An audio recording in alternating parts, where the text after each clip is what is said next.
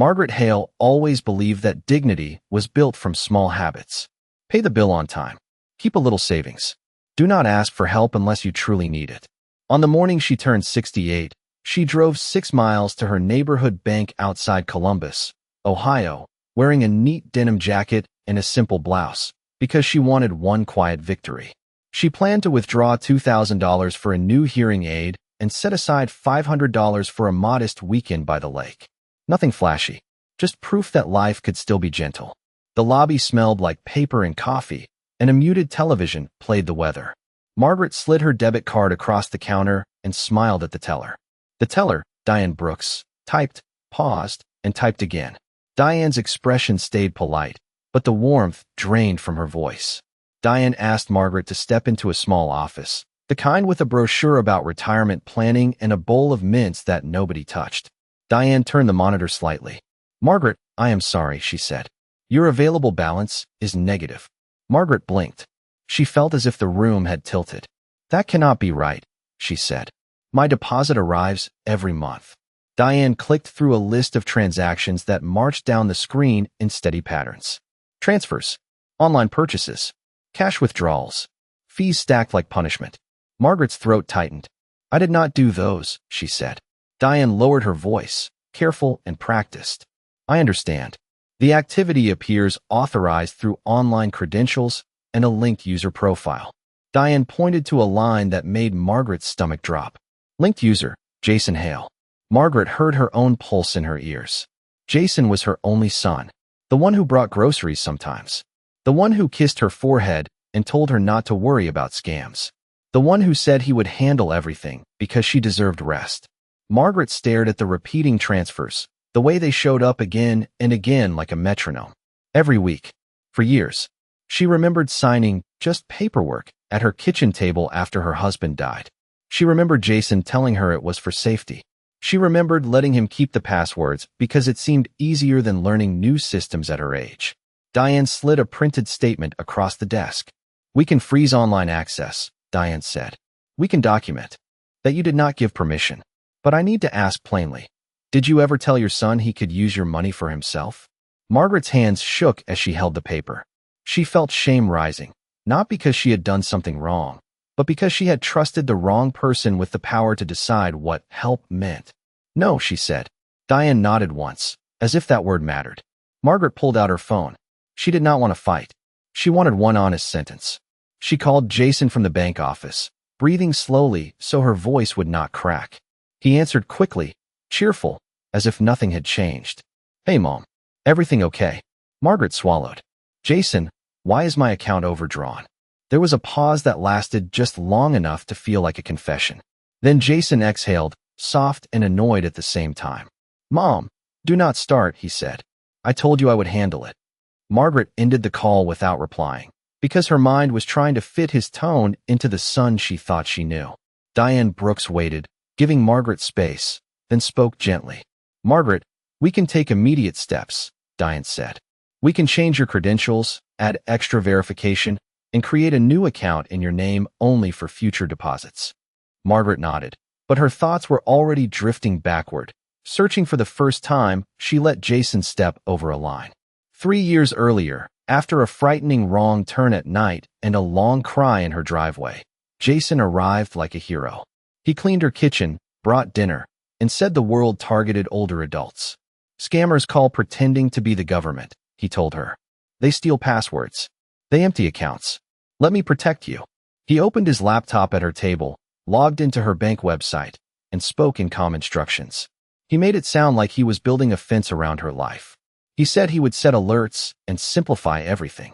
He told her it was safer if he was listed as a linked user, so he could catch suspicious activity. "You will be safer," he promised. Margaret remembered feeling tired and grateful. She remembered signing papers because he said the bank required it. "Just standard forms," he said, sliding pages across the table without giving her time to read. In Diane's office now, Margaret studied the statement again and noticed details that made the betrayal sharper. The transfers were not random. They followed the rhythm of bills. A weekly transfer to an account with initials JH. Online purchases that looked like household expenses but were never delivered to her home. A string of overdraft fees because the account dipped below zero and nobody stopped it. How far back does it go? Margaret asked. Diane printed another page. The linked access was added a little over 3 years ago, Diane said. The recurring transfers began shortly after. Margaret felt cold. 3 years of small thefts that became a large wound. Where did the money go? Margaret asked. Diane pointed to the transfers. Some went to the JH account. There were also cash withdrawals at an automated teller machine near a shopping center about 30 minutes away, Diane said. Margaret did not shop that far from home. She rarely drove beyond her pharmacy, grocery store, and church. The thought of her savings turning into cash in someone else's hand made her stomach twist. Diane offered a tissue box, not pitying, just practical. Margaret did not cry yet. She was still stuck in disbelief. Then Diane asked something that forced reality into a single sentence. Did you ever give him permission to use the money for his own needs? Diane asked. No, Margaret said again, firmer this time. Diane nodded. Then we document that, Diane said. Margaret called her neighbor, Gloria Bennett, because Diane asked if she had someone trustworthy who could be with her. Gloria arrived fast, still in gardening shoes, eyes sharp with concern. She did not panic. She read the statement, then looked at Margaret. You are not crazy, Gloria said. You are not alone. And you do not call Jason again until you know what you are protecting and what you are not protecting. Margaret felt relief and humiliation at the same time. Diane helped Margaret change her password and turn on alerts for every transfer and every purchase, even $1. Diane explained a dispute process and gave Margaret a list of documents the bank could provide, including records of linked access and any power of attorney on file that had been used to authorize changes. The phrase, power of attorney, made Margaret's chest tighten. She did not remember giving Jason that level of authority. Gloria drove her home because Margaret's hands still shook. On the drive, Jason called twice. Margaret did not answer. A text arrived. Mom, do not make this a big deal. I will transfer money back when I can. Margaret stared at the words. When I can sounded like a stranger negotiating, not a son ashamed. Another text followed. I am coming over tonight. We will talk. Gloria's jaw tightened. He is trying to control timing, Gloria said. Do not give him the stage. At home, Margaret sat at her kitchen table, the same place where she had signed standard forms, and realized her life had changed into a question she could not ignore anymore. How much of her safety had she unknowingly handed away? Gloria stayed with Margaret and helped her open every envelope in the drawer labeled important. Margaret had saved letters without reading them because Jason always offered to handle the mail. The word handle now felt poisoned.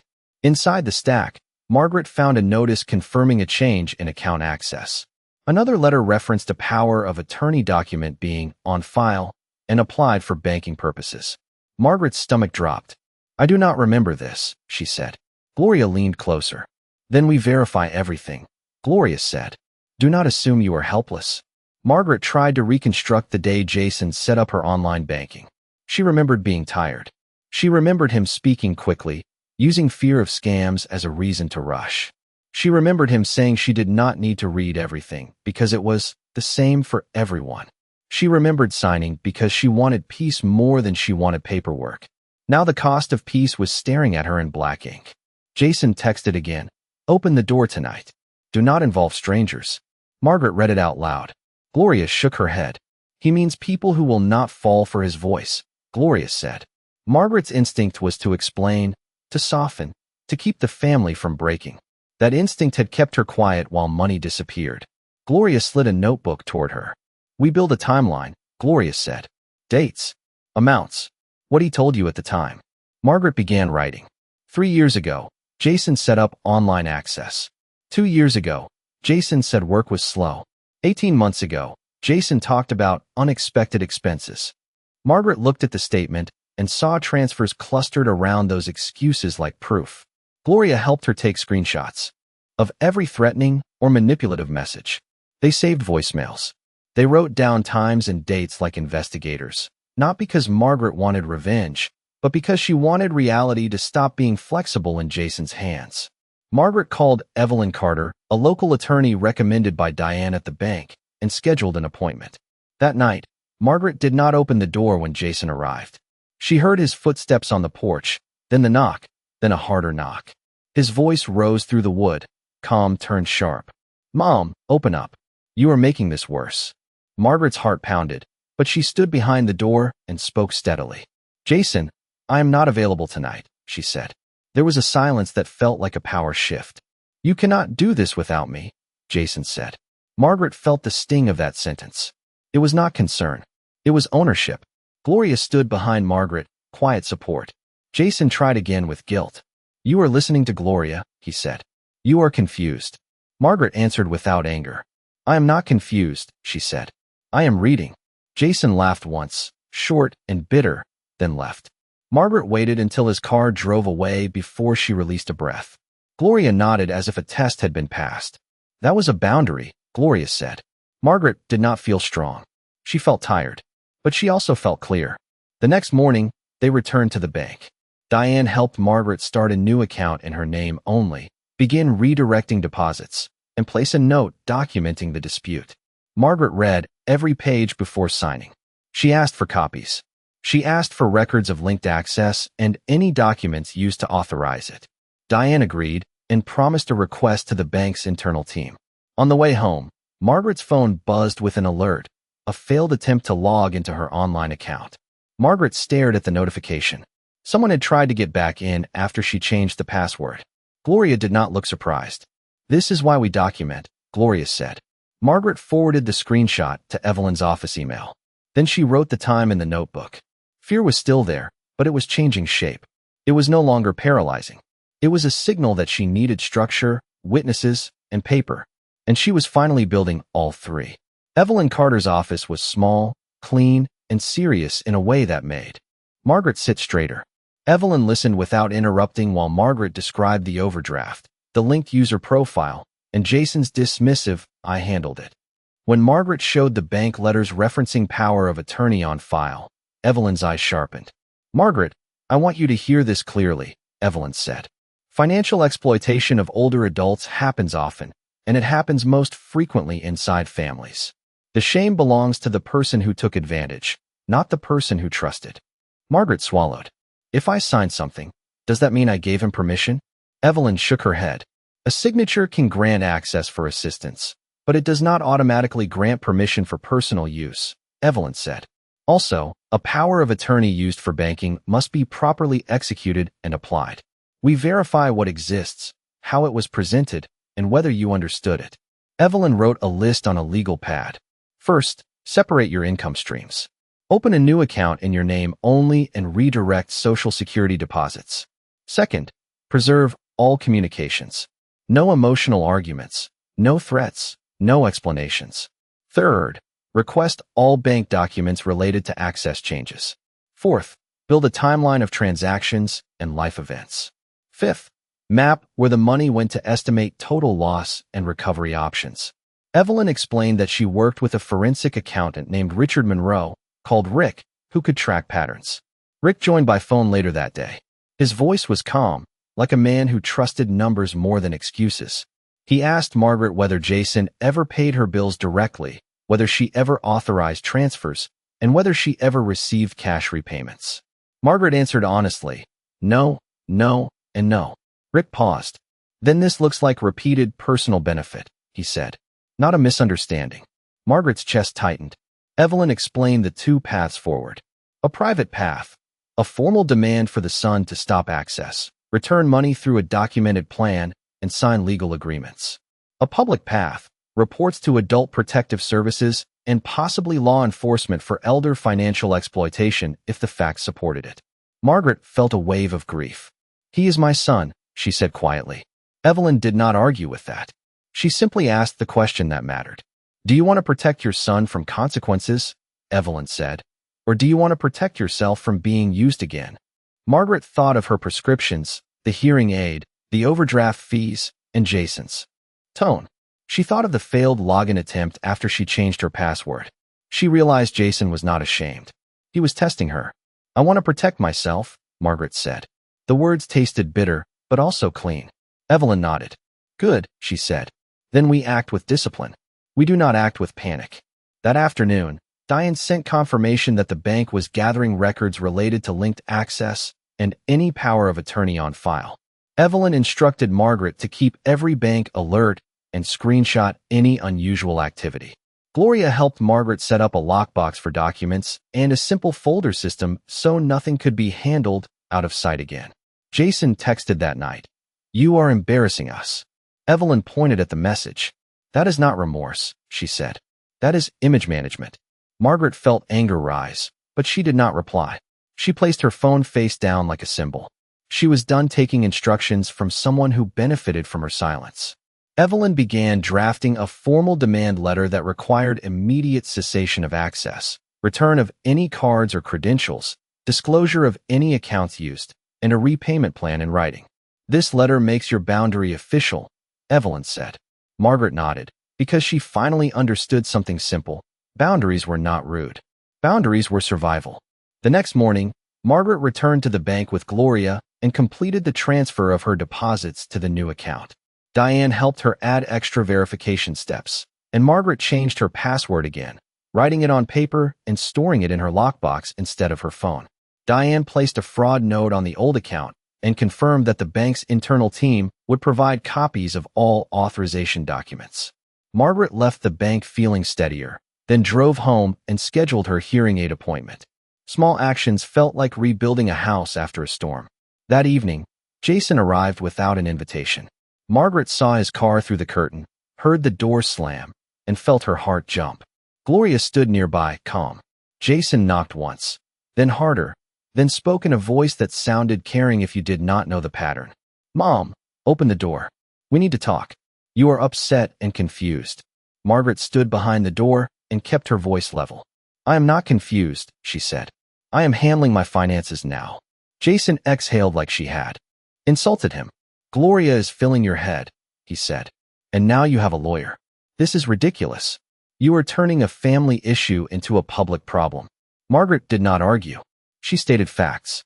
"The bank showed me the statements," she said. "Transfers started 3 years ago. My account went negative. I could not pay for my prescriptions." Jason's tone tightened. "You were fine," he said. "You are always fine." Margaret felt something shift. Fine was not safety. Fine was what he demanded, so he could keep taking. "You were not handling it for me," she said. "You were handling it for you." Jason tried guilt. "Do you know how much I have done for you?" he said. "How many times I paid something so you would not worry?" Margaret answered slowly. "If you paid a bill for me, we can account for it. But you did not tell me. You took money without permission. That is different." Jason laughed once, bitter, then tried a softer voice. "Okay, let us reset," he said.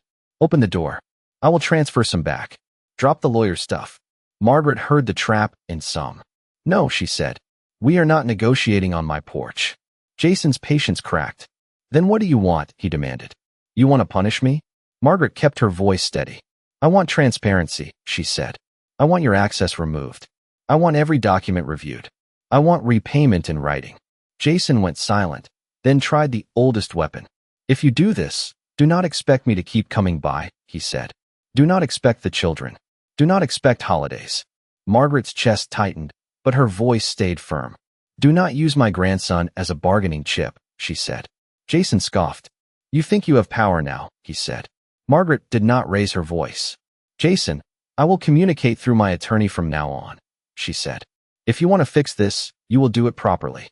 Jason stood still for a moment, then walked away, angry and embarrassed. Margaret waited until his car disappeared. Gloria exhaled quietly. "You did not break," Gloria said. Margaret did not feel triumphant. She felt exhausted. Then her phone lit up with a bank alert. A failed login attempt. Margaret stared at the notification. Someone had tried to access her account again after the confrontation. She forwarded the screenshot to Evelyn, wrote the time in her notebook, and felt a cold clarity settle in. Jason was not negotiating. Jason was attempting to regain control. The failed login attempt changed the air in Margaret's house. It was no longer just a painful family argument. It was an active boundary being tested in real time. Gloria told Margaret to call Diane, and Margaret did immediately.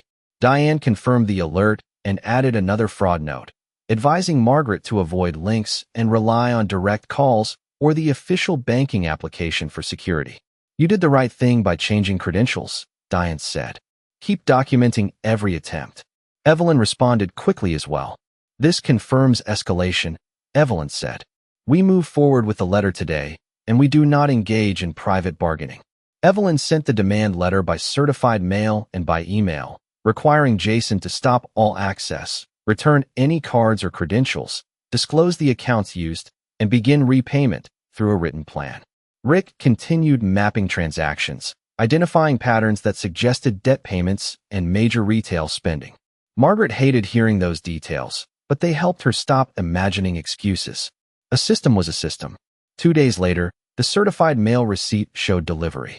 Jason texted, "I will pay you back, but you have to stop making this legal." Margaret did not reply. She forwarded it to Evelyn. That afternoon, another login attempt was blocked from a different device. Margaret wrote the time and saved the alert. Gloria called it what it was. When someone loses access, they try new doors, Gloria said. Jason called repeatedly. Margaret let the calls go to voicemail. His messages shifted from charm to anger to fear. "You are destroying our family," he said in one. "You are letting strangers turn you against me," he said in another. Margaret listened once, then stopped playing them, because she could feel how his voice still tugged at old habits. Evelyn warned her not to provide emotional fuel. "Your silence is not cruelty," Evelyn said. "Your silence is strategy." Then Amber Hale called. Margaret stared at the name and answered only because she wanted clarity, not comfort. Amber's voice was controlled, sharp, and impatient. "Margaret, Jason is devastated," Amber said. "You are blowing up our family over bookkeeping." Margaret kept her voice calm. "It is not bookkeeping," she said. "My account went negative. I could not pay for medication." Amber sighed, as if Margaret was being difficult. "You have a roof. You have food." "Jason made sure of that," Amber said. Margaret felt heat rise, but she kept her words clean. "I made sure of that," Margaret said. "I earned my savings by living carefully." Amber's tone turned colder. "You do not need all that money," Amber said. "You do not even do anything. You sit at home. We have a child. We have expenses." Margaret finally heard the justification spoken aloud. Her savings had been rebranded as their entitlement. "My money is not your budget," Margaret said. Amber scoffed. "Fine," she said. "Then do not expect visits. Do not expect pictures. Do not expect holidays." Margaret's chest tightened, but she did not plead. "Do not threaten me with distance to excuse-taking," Margaret said. Amber went quiet for a beat, then snapped. "You are making a mistake." Margaret ended the call and sat still for a moment, feeling grief like a heavy coat. The grief was not only about money. It was about realizing that the people she wanted to protect were willing to use love as a bargaining chip. That evening, Diane called again with updates. The bank had located documents related to the linked user profile and a power of attorney record on file for banking purposes, and the fraud team was reviewing the access attempts after the password change. Evelyn requested copies immediately. Rick sent a conservative estimate. Total loss likely exceeded $50,000 across 3 years, and the pattern showed repeated personal benefit. Margaret read the number twice. $50,000 was not luxury to her. It was security. It was choice. It was the ability to buy hearing aids and medicine without fear. Jason left a voicemail that sounded tight, angry, and afraid. "You really want to do this?" he said. "You are going to regret it. You are going to lose me." Margaret expected the message to crush her. Instead, she felt a strange firmness settle in. She could not control whether Jason stayed. She could control whether he kept taking. That night, Margaret reviewed her new account alerts and saw her Social Security deposit scheduled correctly. She set up automatic payments for utilities from the new account only. She placed every document in the lockbox. She did not feel powerful. She felt protected. And for the first time in years, protected felt better than pretending everything was fine. Evelyn received the bank document packet and reviewed it with Margaret in her office. The paperwork showed access changes that Margaret did not remember understanding, and it confirmed that the bank had a power of attorney record on file for banking purposes that had been used to authorize certain actions. Evelyn did not make dramatic statements. She made careful ones. "We challenge the circumstances," she said. "We show a pattern of use for personal benefit, and we show that you disputed consent and secured your account. The access attempts after your password change strengthen your position." Rick's summary highlighted repeated weekly transfers and spending patterns consistent with loan payments and non-essential purchases. Margaret felt embarrassed that she had missed it for so long, and Evelyn corrected that thinking. Your trust was exploited, Evelyn said. That is not a character flaw. Evelyn prepared two options for Jason. Option 1. A structured repayment plan by direct deposit, immediate relinquishment of all access, and a written agreement acknowledging unauthorized personal use. Option 2. The public path with formal reports and full documentation. Evelyn sent Jason the proposal and gave a deadline. Deadlines are boundaries with teeth, she said. Jason responded with a longer message that sounded rehearsed. I am sorry you feel this way. You are letting people turn you against me. I did everything to protect you. You do not understand the stress. Margaret read it and felt nothing but clarity. Not once did he say, I took your money and I was wrong. Gloria called it a script, and Margaret agreed. The bank alerts continued to arrive for a few days, then slowed when the fraud team tightened monitoring. Margaret kept documenting anyway. She learned to treat every alert like a fact, not a drama. Amber stopped calling. Jason tried a new approach. He left a voicemail that sounded calmer, almost pleading. Tell me what you want, he said. Margaret did not return the call. She forwarded it to Evelyn. The next day, Margaret went to her pharmacy and paid for prescriptions without panic. She scheduled her hearing aid fitting and paid the copay. She realized she had spent years acting as if she did not deserve comfort. She drove home with the radio low and the windows cracked, spring air filling the car like permission. At home, Gloria helped her update beneficiaries, create an emergency contact plan, and write simple instructions for bills and passwords to keep in the lockbox. These steps did not erase betrayal, but they rebuilt stability. Jason sent one more message. You are choosing paperwork over your son. Margaret felt grief because she did love him. She loved the boy he used to be, the one she raised, the one she imagined when she made sacrifices. But she finally separated love from access. She replied only once, and she kept it short. All communication goes through my attorney. Then she returned to silence. Silence was no longer fear. Silence was control. Evelyn called later with a practical update. The bank is cooperating with documentation, Evelyn said. We have enough to proceed either way. If he accepts the agreement, you gain security fast. If he refuses, we have a strong package for reports. Margaret thanked her, then sat at her kitchen table and looked at the calendar where she had circled a weekend by the lake. She realized she had been saving money for a future she was too anxious to live. The money was not the only thing she was reclaiming. She was reclaiming her right to make decisions without being managed by someone who benefited from her dependence. Jason's tone changed after Evelyn enforced deadlines and documentation. He still did not sound remorseful, but he sounded cautious, as if he had finally understood that his mother's silence was not surrender anymore. Diane confirmed that the fraud team had tightened monitoring and that the old account would remain flagged. Margaret's Social Security deposits were now safely routed into the new account, and automatic payments for utilities and insurance were stable again. Margaret built a simple Monday routine. Check statements, confirm alerts, file documents. It was boring, and that was the point. Boring meant safe. Gloria helped her install a small lockbox on a closet shelf and create two folders, one for current bills and one for legal records. Margaret wrote her passwords on paper, stored them securely, and stopped letting anyone else handle her devices. She attended her hearing aid appointment and walked out with clearer sound. In the parking lot, she paused and listened to the world with new sharpness, birds and wind and distant traffic. She felt tears rise, not from sadness, but from relief. That same day, Evelyn called with a development. Jason is asking to resolve this privately, Evelyn said. That is possible only if he signs relinquishment of access and accepts repayment terms that are specific and enforceable. Margaret agreed. She did not feel excited. She felt careful.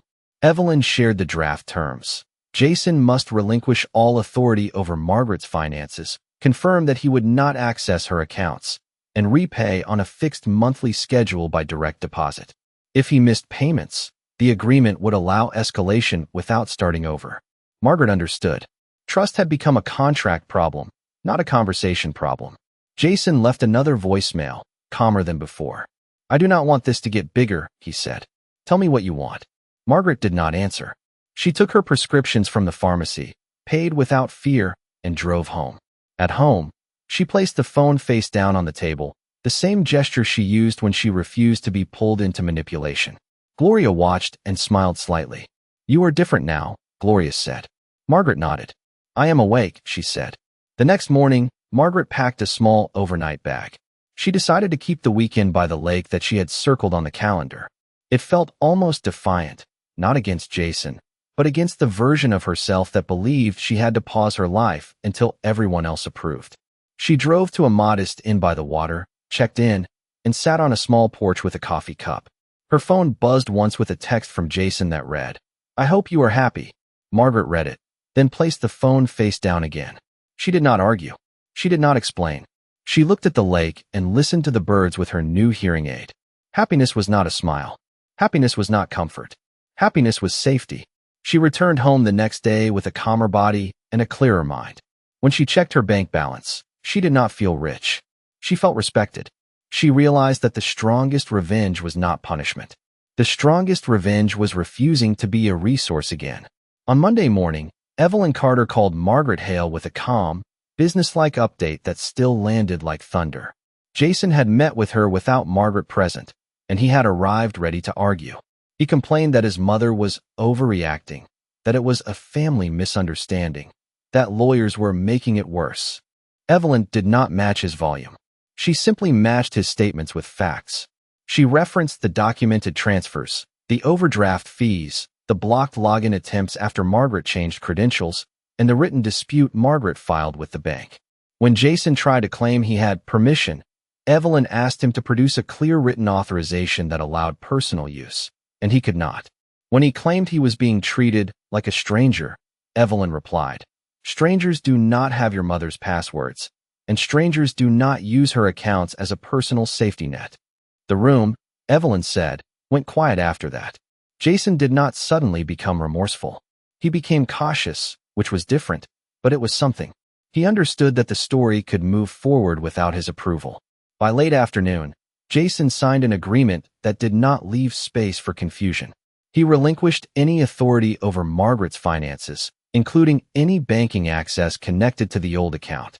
He agreed to repay on a fixed monthly schedule by direct deposit, with specific dates and clear consequences for missed payments. He also agreed to cease all contact about money outside of Evelyn's office, so Margaret would not be pressured privately. When Evelyn told Margaret the terms, Margaret thanked her and sat in her car for several minutes, hands on the steering wheel, breathing slowly. She expected to feel triumphant. Instead, she felt quiet, the way a house feels after a storm passes and the first thing you notice is that the air is still. The agreement did not rebuild the trust that had been taken, but it rebuilt something more urgent: protection. That evening, Gloria Bennett came over with dinner and a look that mixed relief and pride. Margaret did not celebrate loudly. She did not want revenge. She wanted a future that could not be drained by someone else's entitlement. Gloria raised her fork and said, "To boundaries." Margaret nodded and replied, "To clarity." The next day, Margaret went to the pharmacy and paid without checking her balance 3 times. She wore her new hearing aid and noticed sounds she had forgotten were possible, like the soft rustle of leaves and the clean click of her car door. These were small things, but they felt like proof that she was living inside her own life again. Jason sent one message later that week. It was short and careful. "I did what the lawyer asked," he wrote. "I hope you were satisfied." Margaret read it once and set her phone down without replying. Satisfaction was not her goal. Safety was. She still loved her son, because love did not switch off like a lamp, but she finally understood that love did not require access. Love did not require surrender. Love did not require silence while someone took what was meant to protect her health and stability. Over the following weeks, Margaret built routines that felt plain but powerful. Every Monday, she reviewed her statements. She kept passwords private and stored them in her lockbox. She made sure her mail came directly to her. She updated beneficiaries and wrote down instructions for emergencies with a trusted third party, not a convenient one. She did not allow anyone to handle her finances out of sight again. The calm that grew from these routines was different from the calm she used to chase. It was not calm earned by avoiding conflict. It was calm earned by preparing for reality. One Saturday morning, Margaret sat on her porch with coffee and listened to birds with clear sound. She looked at the small garden she had been neglecting and began trimming dead leaves, steady and patient. The lesson did not feel poetic to her. It felt practical. If someone needed her to stay confused so they could keep taking, then confusion was not kindness. Clarity was. At 68, Margaret did not reclaim everything she lost, but she reclaimed what mattered most: the right to live without being managed by someone who called control help.